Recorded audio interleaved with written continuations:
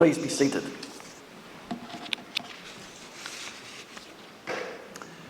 Money, money, money. It's a rich man's world. So sang ABBA, back in the 1980s, I think. Wealth, it seems to be the key that opens the door to opportunities and happiness. And let's be honest, we must admit there is some truth to this, isn't there? There is no joy, no happiness in being poor. The piece of wisdom that passed down the family line from my great-grandmother were the words, "It's just as easy to love where there's money as where there's not." In other words, find yourself a rich husband or rich wife. But also, there's nothing like money, whether it's too much or too little, to induce feelings of anxiety and guilt. And perhaps this is even more so for us as Christians because, well, of all the hard sayings Jesus puts before us about money, about its use or misuse. He said, "No slave can serve two masters. For a slave can either hate one or love the other. You cannot serve God and wealth." Jesus' view marked contrast to those of the Pharisees who took exception to what he said about money.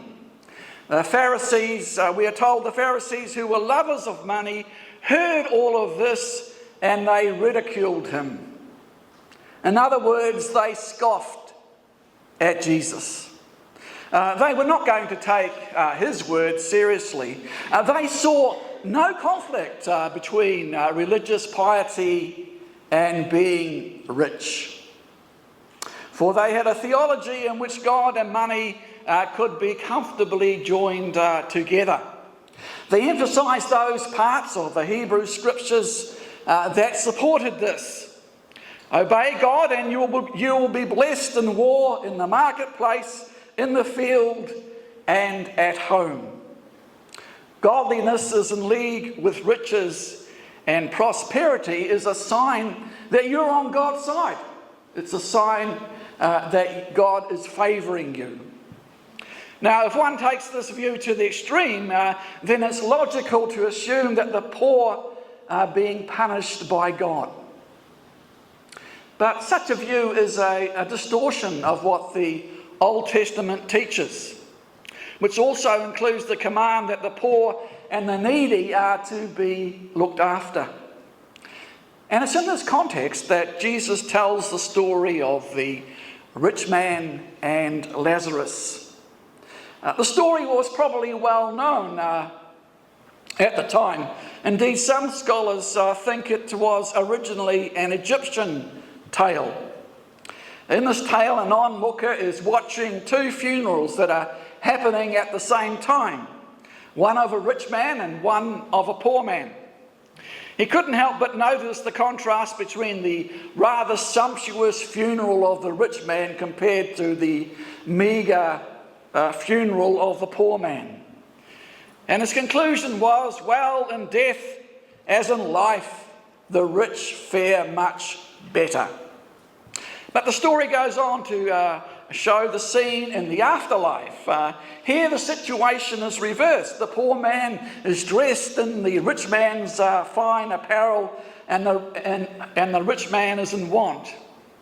And so it's possible that Jesus is using a well-known tale like this, a story that speaks of the reversal of the fortunes in the afterlife.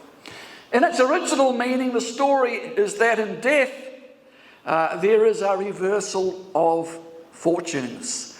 The poor will be blessed and the rich are going to suffer loss. But if its meaning is left there, one would have to say that it's actually better to be poor in this life than rich.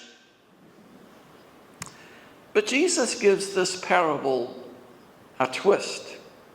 It's now a warning. It's a warning about God's judgment on those in Israel, principally the Pharisees, who have failed to heed God's call to justice and mercy, and their failure to be a light to the nations that God had called the whole nation of Israel to be. And so the story is much more than about the reversal of fortunes in the next life. It's really about spiritual blindness and the danger of wealth that can lead to spiritual blindness. In the story, the rich man begs Abraham to send Lazarus to the house of his 5 brothers to warn them of the fate that awaits them if they don't repent of their greed and selfishness. But Abraham replies, if they do not listen to Moses and the prophets, neither will they be convinced, even as someone rises from the dead. That here, Tom Wright notes that there is a connection with the parable of the prodigal son, which happens in the which comes in the preceding chapter.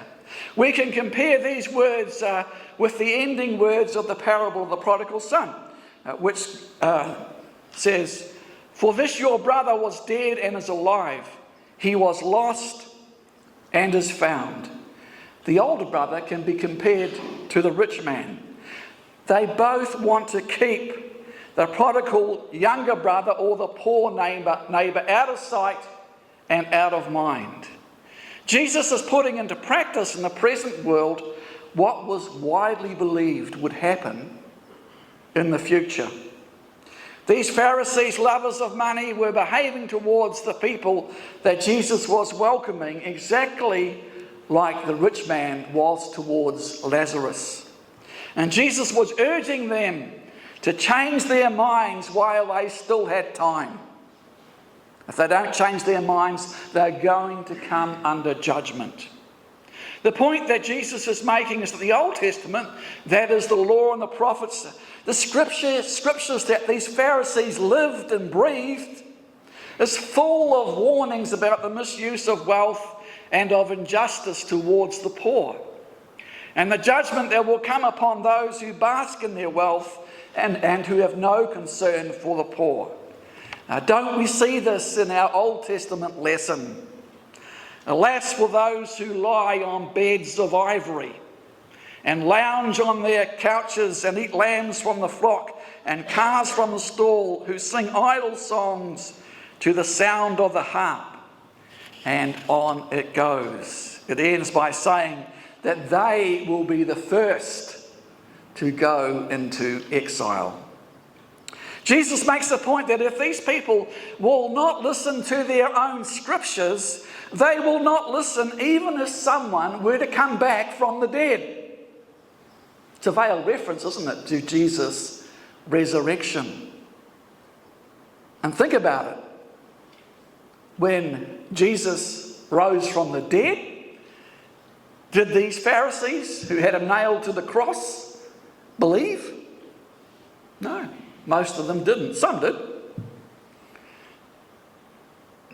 That these Pharisees are in fact spiritually blind, and it's wealth that has blinded their eyes.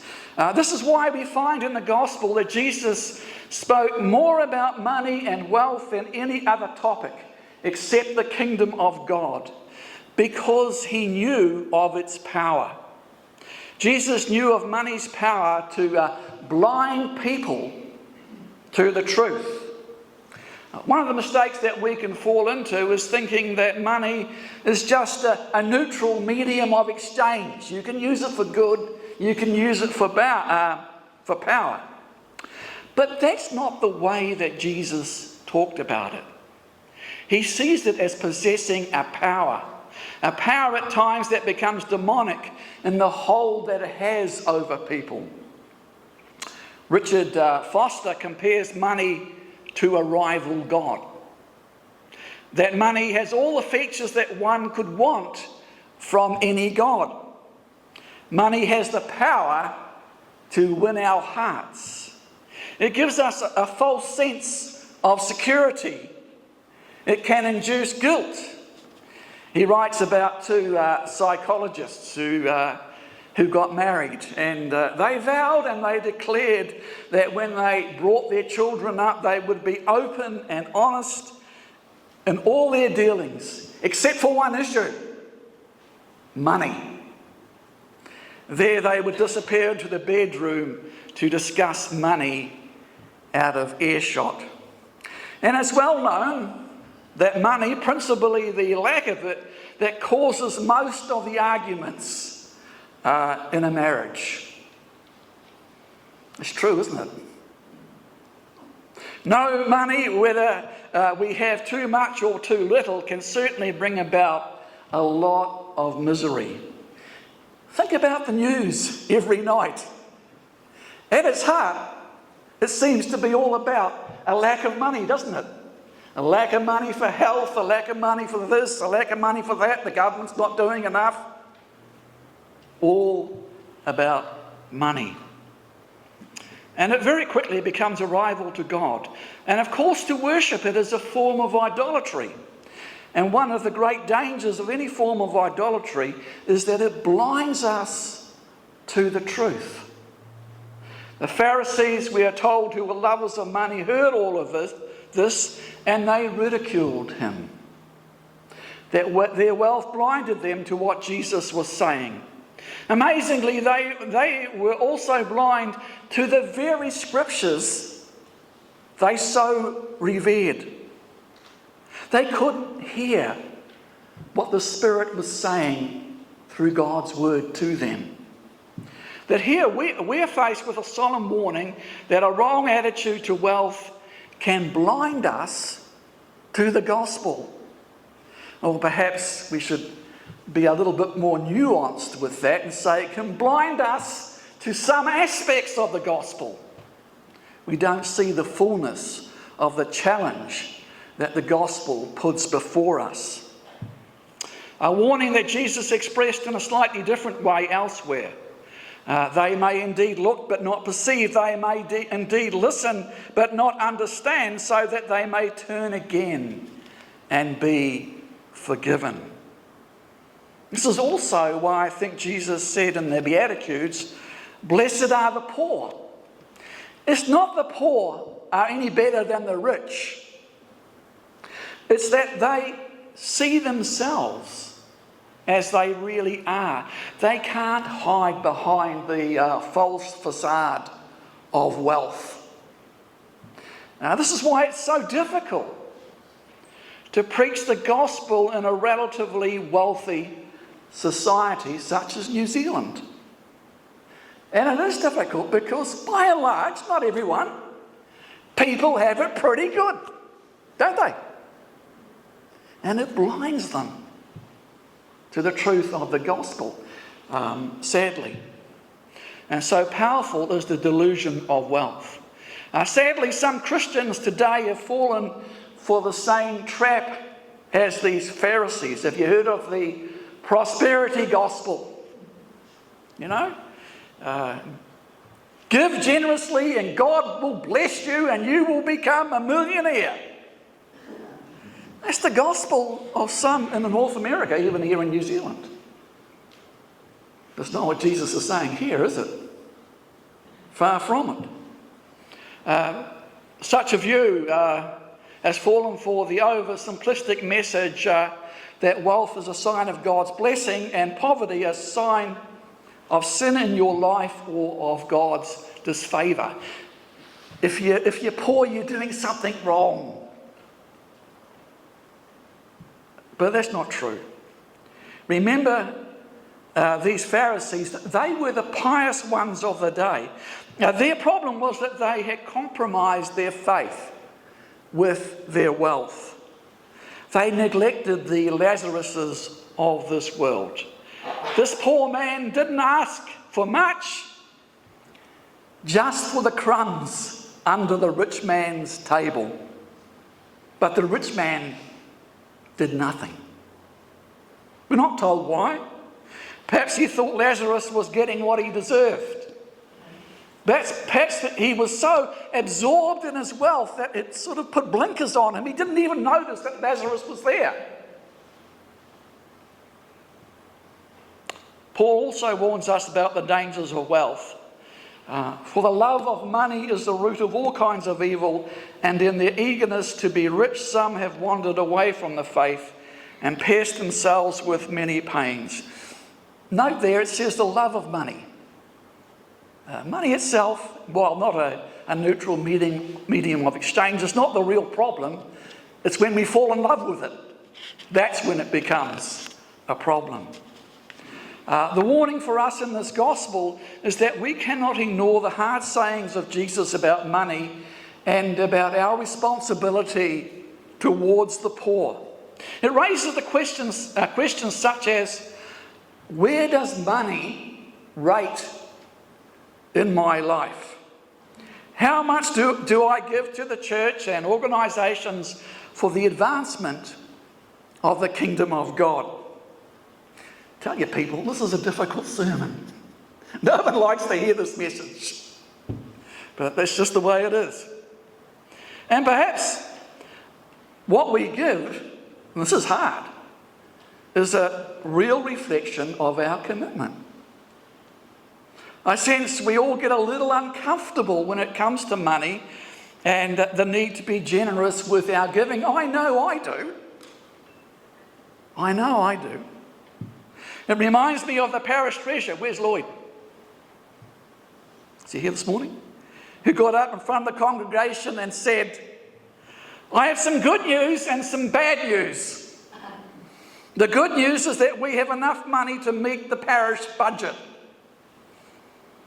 The bad news is that it's in your pockets. But seriously, when it comes to talking about money, the atmosphere changes. It becomes a little bit uncomfortable. And I wonder why this is.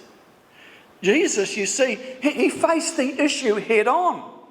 You cannot serve God and mammon. And where your treasure is, there is your heart also. But the main point of this parable is that a wrong attitude to wealth may even blind us to really hearing the gospel. And the gospel is good news, isn't it? The rich man treated the Lazarus of this world with contempt and indifference until he found his fortunes reversed. And then it was too late. It was too late. The name Lazarus means God is my help. Despite a life of misfortune and suffering, Lazarus did not lose hope in God. His eyes were set on a treasure stored up for him in heaven. The rich man, however, could not see beyond his material treasure. He not only had everything he needed, but he luxuriated in his wealth to excess. He was so absorbed in what he had, he failed to notice those in need around him. He lost sight of the treasure of heaven because he was preoccupied with seeking happiness in material things. He served wealth rather than God. And in the end, what happened to him? He became a beggar. He became a beggar. When we ignore the difficult sayings of Jesus, not only is the work of the church, the kingdom of God, hindered, but so is our own relationship with God. But here we're being asked the hard and difficult question, what most absorbs our time, our attention, and our heart? Indeed, it is right that when it comes to money and its uses, we should feel a little bit uncomfortable. And I suggest if we don't, perhaps there's something not quite right. If we didn't, there would be a problem. The temptation to greed and riches is always going to be before us. And we need to take the advice of Paul to heart. Of course, there's great gain in godliness combined with contentment, for we brought nothing into the world so that we can take nothing out of it. And so here we're challenged to take these words of Jesus seriously and to heed his warning about the dangers of wealth that can lead us into the trap of spiritual blindness. We need to be asking ourselves, do we know the joy and freedom of possessing God as our only treasure? Is our hope securely anchored in heaven, as we're told in Hebrews? Are we content with what God has given us, and are we generous with it? Let's not be guilty of mocking the words of Jesus as those Pharisees did, because as Jesus reminds us, for the first shall be last, and the last shall be first. In the name of the Father, the Son, and of the Holy Spirit. Amen.